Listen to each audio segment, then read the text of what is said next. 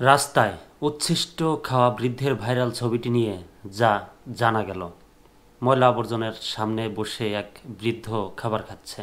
আবর্জনায় ফেলে যাওয়া খাবার, সেই খাবারগুলো খাচ্ছে।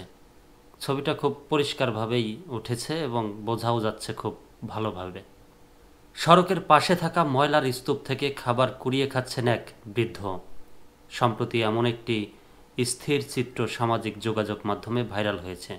আওয়ামী লীগপন্থী অ্যাক্টিভিস্টরা দুর্ভিক্ষের বাংলাদেশের অবস্থা প্রভৃতি ক্যাপশন লিখে ছবিটি শেয়ার করছেন। যুবলীগের একটি পেজ থেকেও ছবিটি শেয়ার করা হয়েছে। বিভিন্ন পোস্টে দাবি করা হয়েছে এটি সাম্প্রতিক বাংলাদেশের ছবি। তবে আলোচিত ছবিটি বর্তমান সময়ের নয়, 2023 সালের বলে জানিয়েছে ফ্যাক্ট চেকিং প্রতিষ্ঠান রিমিউমার স্ক্যানার। ওই সময় ক্ষমতায় ছিল আওয়ামী লীগ সরকার।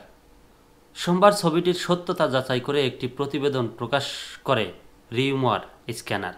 অনুসন্ধানে দেখা যায় আলোকচিত্রী জিএমবি আকাশের ফেসবুক পেজে রোববার 8 ডিসেম্বর হুবহু একই ছবি পোস্ট করা হয়েছে।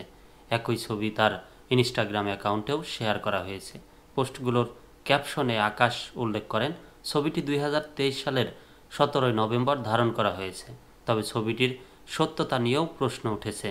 কেউ কেউ দাবি করছেন এটি আর্টিফিশিয়াল ইন্টেলিজেন্স প্রযুক্তির মাধ্যমে তৈরি। এ প্রেক্ষিতে রিউমার স্ক্যানার টিম আলোকচিত্রী জিএমবি আকাশের সঙ্গে যোগাযোগ করে মূল ছবিটি সংগ্রহ করেছে। এছাড়া মূল ছবির মেটাডাটা বিশ্লেষণে নিশ্চিত হওয়া গেছে যে ছবিটি আসল এবং এটি 2023 সালের 17 নভেম্বর তোলা হয়েছে।